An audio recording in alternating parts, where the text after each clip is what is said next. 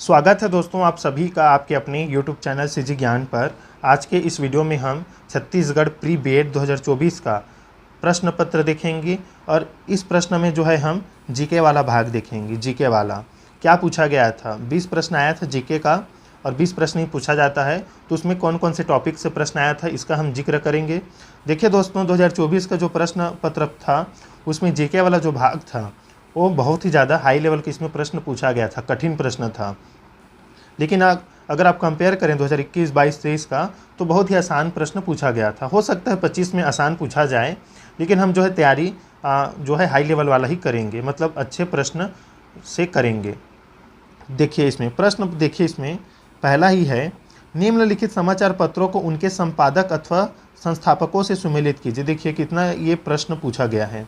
अब एक ये जो है करंट अफेयर से भी संबंधित हो सकता है, या जो अच्छा से थ्योरी जो पढ़ा है या इसके बारे में जो पढ़ा है वही इसे जानेगा। तो देखिए इसका राइट आंसर हम बता देते हैं। इसका राइट आंसर हो जाएगा आपका बी।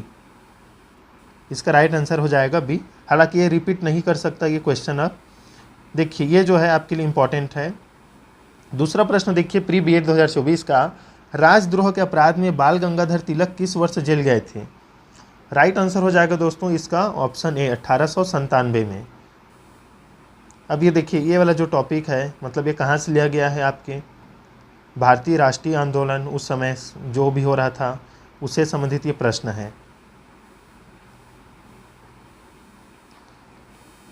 ये आप आगे आपका भूगोल से संबंधित प्रश्न, जैसे प्रश्न है इसमें देखिए, भारतीय मानसून के संदर्भ में कौन सा कथन गलत है? कौन सा कथन गलत है? तो देखिए ये व्यापारिक पवन की भांति मानसून पवन नियमित है, ये जो है कथन गलत है। बाकी जितना भी है वो सही है। क्या क्या है इसे देख लेते हैं, ये इंपॉर्टेंट है, ये हो सकता है रिपीट हो जाए। मानसून जून के प्रथम सप्ताह में भारत के दक्षिणी छोर में प्रवेश कर 2 शाखा में बढ़ जाता है। अरब सागर शाखा तथा बंगाल की खाड़ी शाखा दोनों गंगा के मैदान के उत्तर पश्चिम भाग में आपस में मिल जाते हैं। दिल्ली में वर्षा सामान्यतः बंगाल की खाड़ी शाखा से होती है, ये जो है इसमें बोला गया है। भारत सरकार द्वारा राष्ट्रीय जल मार्ग घोषित किया गया है। किसे घोषित किया गया है? तो सभी सही है, सभी को राष्ट्रीय जल मार्ग घोषित किया गया है। हल्दिया व इलाहाबाद के मध्य गंगा जल मार्ग, केरल में पश्चिम तटीय नहर कोटापुरम से कोल्लम, सदिया व धुबरी के मध्य ब्रह्मपुत्र नदी जल मार्ग। देखिए किस प्रकार से प्रश्न पूछा गया है, करंट अफेयर्स भी इसमें सम्मिलित कर दिया गया है। गैस पाइपलाइन का विस्तार, सोच भी नहीं सकते ऐसा जो है प्रश्न पूछा गया है। इसका राइट आंसर ऑप्शन बी हो जाएगा। एक सही है, सलाया से जालंधर, हजारी से जगदीशपुर, और ये चौथा है बरौनी से हल्दिया। ये है गैस पाइपलाइन का विस्तार। पता नहीं किसी दूसरे राज्य का प्रश्न जैसे व्यापम उठा लेता है जैसे लगता है कभी कभी, कहाँ से कहाँ प्रश्न पूछा गया है। करेवा है, देखिए करेवा है इसमें, तो करेवा जो है इसमें सभी सही है। करेवा है आपका चिकनी मिट्टी और दूसरे पदार्थों का हिमोड पर मोटी परत के रूप में जमाव, जाफरान की खेती के लिए प्रसिद्ध, मिट्टी के समान भूरे रंग का निक्षेप दलदल व बाढ़ की गीली अम्लीय परिस्थितियों में वनस्पति पदार्थों के आंशिक अपघटन से बनता है। ये बिल्कुल सही है। देखिए दोस्तों, हमारा उद्देश्य आपको मतलब इसमें डराना नहीं है। प्रश्न किस प्रकार से पूछा जाता है, आप जो अभी पढ़ाई कर रहे हैं पढ़ते रहिए, हो सकता है बहुत इजी भी पूछा जाए, और ज़रूरी नहीं है कि आप 20 में ही 20 बनाएं, 10 भी सही कर सकते हैं, क्योंकि माइनस मार्किंग नहीं रहता है। आपका तुक्का भी सही हो सकता है, आप अच्छे से पढ़कर बनाइएगा। तो अभी 2 महीना बचा है, हम कराने की कोशिश करेंगे। भारत की जलवायु, मिट्टी जितना भी है, और प्रश्न ला कर कराएंगे, लेकिन पूरा इसे आपका जो है कंप्लीट कराएंगे।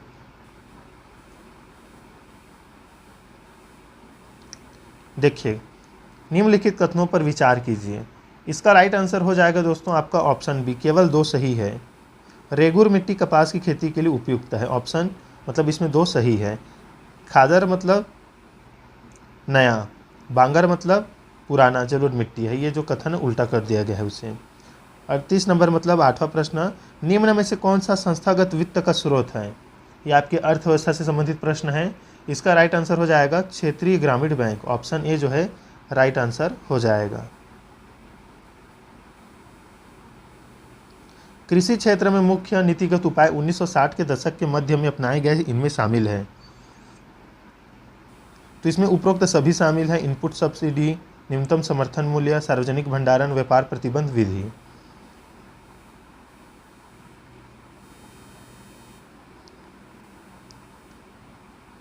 देखिए इसका राइट आंसर है ऑप्शन बी। ए का तीसरा हो जाएगा 1969। फेमा देख लीजिए। MRTP अधिनियम, ये इंपॉर्टेंट प्रश्न है, रिपीट हो सकता है दोस्तों, इसे आप जान लीजिए। MRTP अधिनियम जो है ये आपका 1969 में आया था। फेमा कब आया था? 1999 में। औद्योगिक नीति संकल्प आया है आपका 1956 में, और औद्योगिक लाइसेंसिंग आया है आपका ये 1970 में। इसे आप स्क्रीनशॉट रख लीजिएगा, ऑप्शन बी जो है राइट आंसर है, और कॉपी में नोट करके रखिए, इंपॉर्टेंट है। जैसे साइंस से एक प्रश्न पूछा गया है, सामान्य मनुष्य में ध्वनि को सुनने की क्षमता आवृत्ति परास होती है। तो देखिए 20 हर्ट्ज से 20,000 हर्ट्ज के बीच, ये जो है सही उत्तर हो जाएगा। सही विकल्प चुने, ये भी साइंस से है। बिनाइन ट्यूमर नियोप्लास्टिस कोशिका कहलाता है। मैलिग्नेंट ट्यूमर शरीर के दूसरे अंगों तक फैल जाता है। तो इसका राइट आंसर हो जाएगा ऑप्शन नंबर डी। अभिकथन एक गलत है किंतु उत्तर का अर्थ सही है। देखिए ऐसे प्रश्नों को क्या है बोलें, कहाँ से ये प्रश्न उठाया गया है इतना लेवल का। ये इंट्रेंस एग्जाम है, परंतु इंट्रेंस एग्जाम से नहीं, ये तो जॉब मतलब वैकेंसी वाला जो प्रश्न पूछा गया है। अब देखिए राज्य स्तर पर स्कूली शिक्षा जो कार्यक्रम है इसका क्रियान्वयन कौन करता है? तो SCERT करता है आपका, SCERT। नेशनल लेवल पर NCERT करता है, ये 1961 में इसका जो है स्थापना हुआ है NCERT का। इसका राइट आंसर ऑप्शन बी है, SCERT स्टेट लेवल का। राष्ट्रीय साक्षरता मिशन का उद्देश्य क्या है? ये इंपॉर्टेंट है, रिपीट हो सकता है। इसका मिशन है या मतलब उद्देश्य है 15 से 35 आयु वर्ग के 80 मिलियन निरक्षर व्यक्तियों को कार्यात्मक साक्षरता प्रदान करना। ऑप्शन डी जो है सही उत्तर हो जाएगा। ये जाहिर सी बात है, ये किसी दूसरे स्टेट से जो प्रश्न है ये लिया गया है,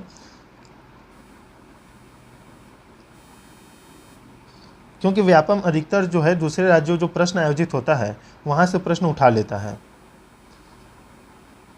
देखिए 45 नंबर प्रश्न, जिला प्राथमिक शिक्षा कार्यक्रम DPEP के संदर्भ में कौन सा कथन सही है? कौन सा कथन सही है? तो दोनों कथन जो है सही। स्कूल की प्रभावशीलता में सुधार और स्कूली शिक्षा के विकल्पों विशेषकर अनौपचारिक शिक्षा प्रणाली को मजबूत करना, ये सिलेबस में आपका शामिल भी है। जिला प्राथमिक शिक्षा कार्यक्रम इम्पॉर्टेंट है ये। देखिए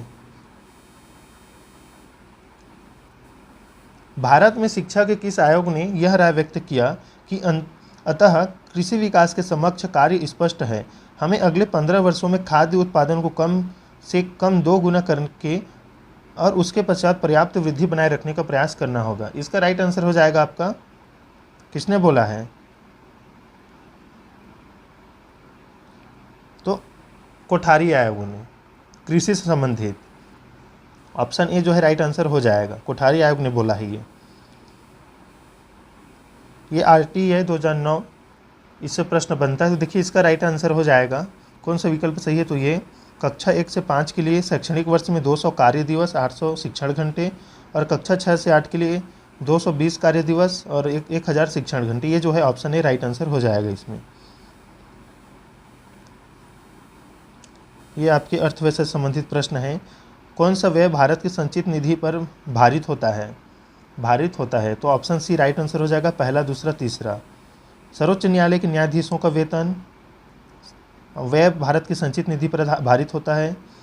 सर्वोच्च न्यायालय के अधिकारियों और सेवकों का वेतन और सर्वोच्च न्यायालय का प्रशासनिक व्यय, न्यायालय के भवन का संधारण, इसमें ये संचित निधि पर आधारित नहीं होता है। निम्न कथनों पर विचार कीजिए। 49 का राइट आंसर हो जाएगा इसका बी, दूसरा सही है। जैसे नियंत्रक महालेखा परीक्षक अपने पद पर न रह जाने के पश्चात किसी सरकार के अधीन किसी और पद के पात्र नहीं होते, ये जो है दूसरा सही है। लास्ट प्रश्न देख लेते हैं। एक धन विधेयक और एक वित्त विधेयक में क्या समानताएं होती है? तो 1, 2, 3, 4 सभी जो है समानताएं होती है। क्या क्या है देख लीजिए। दोनों राष्ट्रपति द्वारा पूर्व हस्ताक्षरित होते हैं।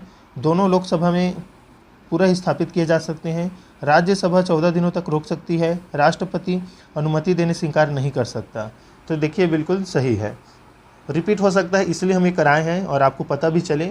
मतलब हम अगर देखें एक मोटा मोटा प्री डीएड 2024 और प्री बीएड 2024 में जीके में, तो संविधान मतलब आपकी संसद, अर्थव्यवस्था, आपके संविधान से संबंधित 3-4 प्रश्न पूछ लिया जा रहा है। साइंस से 1 प्रश्न आ रहा है, भूगोल से 2 प्रश्न पूछ लिया जा रहा है, और आरटी, एनईपी यहाँ से प्रश्न बन रहा है, और साथ ही साथ आपकी इतिहास से 2-3 प्रश्न पूछा जा रहा है। तो इस हिसाब से हमें तैयारी करना है जीके का।